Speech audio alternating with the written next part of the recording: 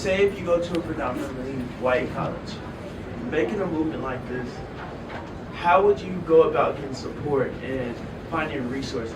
I know in Arkansas specifically, it's really kind of hard to speak on Black history and Black culture because one, there's not a lot of people in the area we're at, but two, like, not a lot of people are curious enough, you know?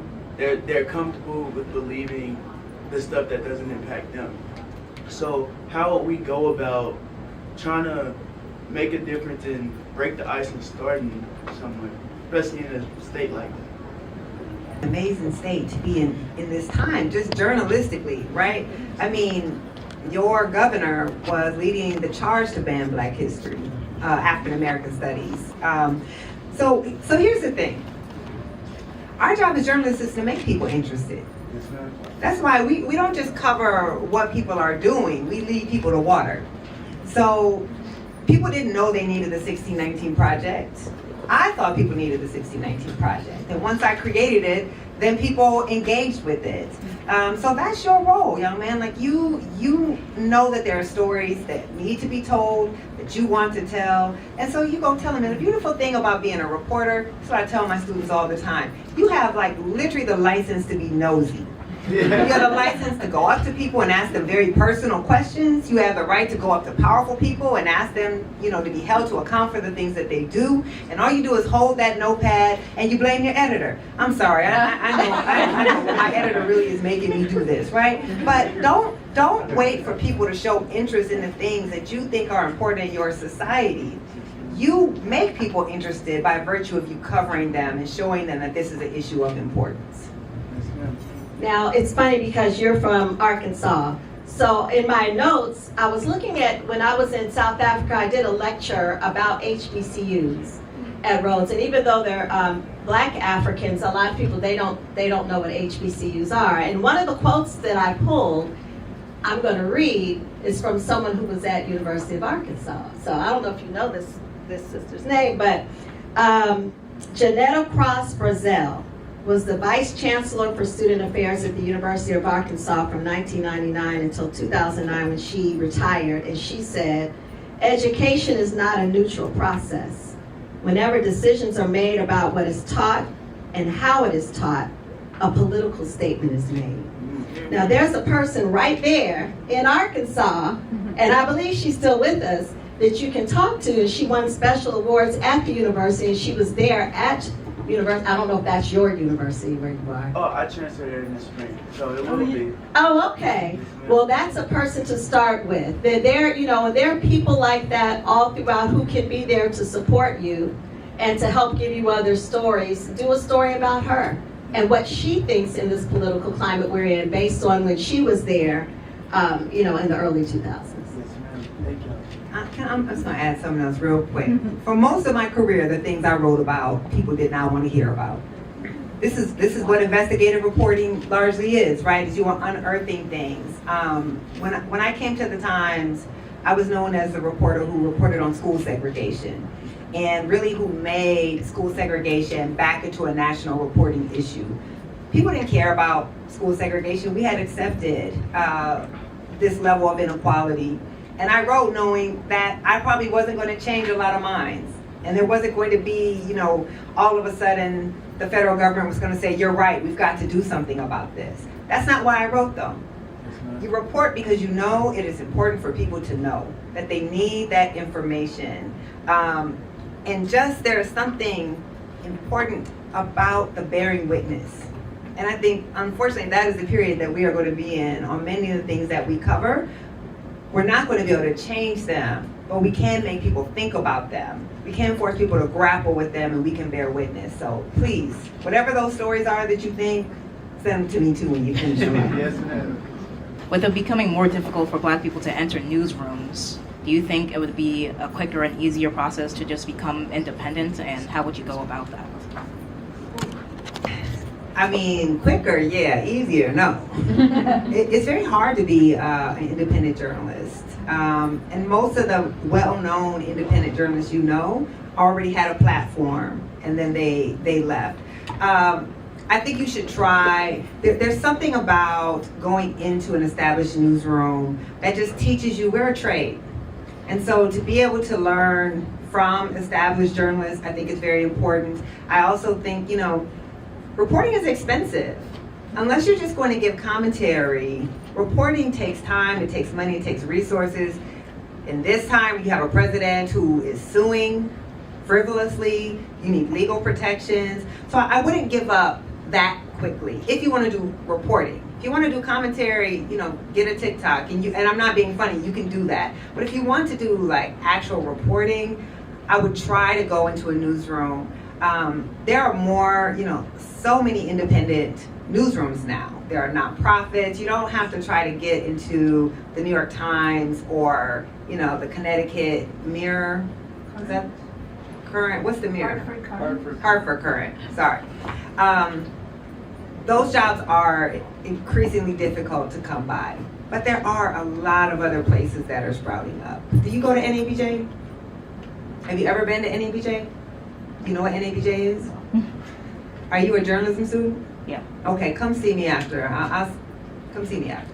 And just remember that you need benefits, you need health insurance. No. You would like a 401k so you can save some money. These are real things that come with adulting postgraduate. So think of that. But just to piggyback, look at other smaller newsrooms. You know, smaller newsrooms, smaller papers. You don't have to start big, but start somewhere. But get somewhere so you can get a footing too. That's the reality part, right? Thank you. I'm gonna just share, and then I just love to hear your insights. So I've lived in Hawaii for about 7 years now. I'm originally from Philadelphia, and what I've learned over time, and what I'm learning more, is how similar the history of the treatment of Native Hawaiians is to the history of treatment of Black people. And I mean specifically with the overthrow of their queen, with the racist ideology and imagery that was created by American people and politicians, with the lack of indigenous representation when they were annexed to becoming a US state, with the erasure of their culture. And then recently with the federal funding cuts, it's also cutting the study of Native Hawaiian history. And that's very similar to what we've experienced as Black people in America. And so I'm seeing those parallels, and I want to share about them. I want to talk about them. And I guess I don't have a specific question, but wanting to hear your thoughts on how to talk about those parallels and how those systems of oppression spread and impact people of color, generally speaking. And I'll say the caveat too, that Native Hawaiians aren't considered to be recognized as an indigenous group. So a lot of the protections that federally recognized indigenous groups have, they don't have. But just to hear your thoughts on that. What's holding you, if you want to cover it, what's holding you back from covering it? Nothing is holding me back. I've learned more. Thank you. I've learned more in this past semester with this in-depth pre-contact Native Hawaiian history class than I've ever learned before. So I actually did start writing something out already. I think just hearing anything that came up while I was sharing from you, because I appreciate your perspective and everything that you've shared, just about that. The impact of racist ideology and colonization and how that impacts Black and brown people in general. It seems like you have your story. You shared everything that to me would be something you could report on based on what you've said. Yeah, I mean, one, I think you're a perfect example of why they try to restrict what history we learn, right? Because the more histories you learn, the more questions you have, the more connections you start to make that you probably never even thought about Indigenous Hawaiians and Black Americans and these common threads of what oppression looks like. So you are what makes teaching histories dangerous, and why there's so much effort to control what knowledge we have access to. I think, are you a journalism student? Communications. Okay. Do you want to focus in maybe on journal? I'm more like strategic comms than journalism, but I was writing for my school paper. Okay. So I can't help you with the strategic comms part, but just start a small story like what you said. That feels intimidating even for me, and I write like 10,000 word essays that I work on for like 8 months, right? So think about a small story that you can break off. Start reporting that story, and then once you get some dexterity, some sources, then you can start thinking about bigger and bigger stories. But if you have something like, I don't know how many of y'all are like this, but like if I have something on my heart to write, I can't breathe right until I write it. Like it's there. Like my editors will tell you, we'll do battle, because they're like, no, I don't really think you should do that story. I will keep coming back, right? Because I have to write it. So if there's something that you have to write, you just figure out a way to write it. There's not going to be a right or wrong. And y'all, I also tell this to my students, all writing is revision. So you're going to write it, and then you're going to rewrite it and rewrite it and rewrite it. Trust me, if you've read anything from me, I've rewritten a thing probably 10, 11, 12 times. So just start writing. Don't be held back by thinking you don't have the right to tell that story, as long as you, again, come with humility and respect. And if there's something that you feel you have to write, you write it. So I look forward to that piece as well. I'm giving you all assignments. We'll take one more question at this point. Right behind you, Val. What I kind of wanted to ask you about is like you made the point that we need to write about things so people can care about these things. You know, sometimes people don't care, but I feel like a lot of times in this day and age, people don't really want to care. Like online, we find these like echo chambers that just getting fed what they want to hear, and I want to know ways to be able to like get our stories to the forefront so people have like like the media these days is so much like misinformation, disinformation. Like people don't know what to trust, who to trust. So like how do we get our stuff in front of those things so that people can like learn more about what they actually should be hearing, basically?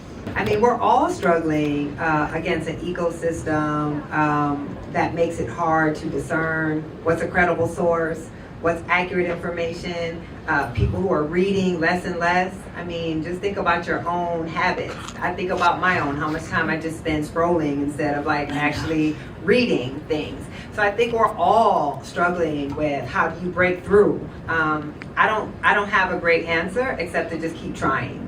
And so when I work on something, I never know if 5 people are going to read it or like, 1 million people are going to read it. It's impossible to know. I just have to do the best journalism that I can. And then you guys have, you understand different formats.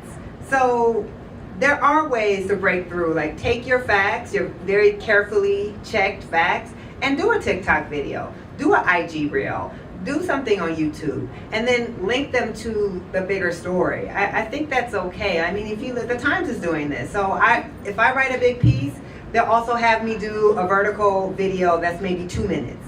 Most people, all they're gonna get is that 2 minutes. But that's okay, because it's 2 minutes of a fact-checked, verified, reported story in the New York Times. So don't worry so much about form, but you being a resource because you are credible in the work that you do. But you'll go crazy trying to figure out how do you break through the disinformation and misinformation. I think, people much smarter than me are trying to figure that out and haven't been able to yet. And so I really just focus on the work.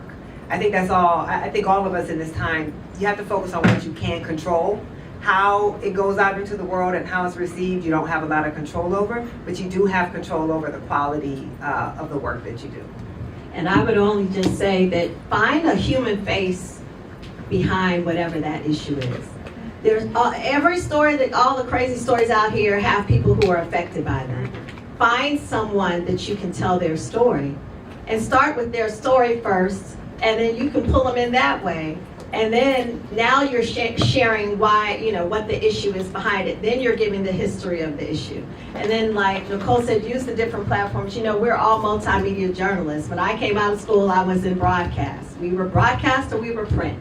Now you can do so many things. You can do a photographic essay with captions. You can do a natural sound piece, like I said, an audio piece.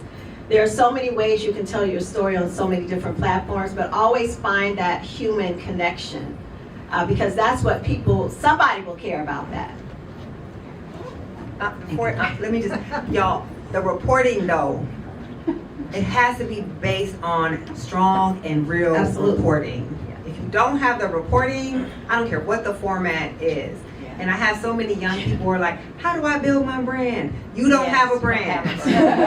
Seriously. The reporting is the brand. The reason people know my name is I was in obscurity for most of my career with my head down just trying to do excellent reporting, and that reporting built a brand. So if you don't have the basis of strong reporting that other people aren't doing, it won't matter what format you put it in. So focus on your journalism and becoming excellent at your craft, becoming excellent at journalism, and everything else will come after that.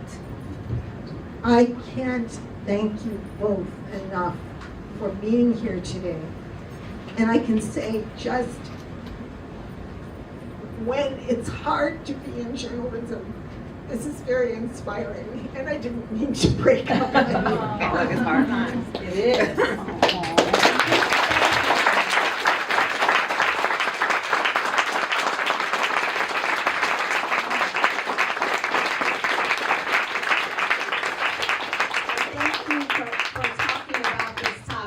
Some people shy away from it because of the time we're in, so thank you. And I'll say she started last year planning this, y'all.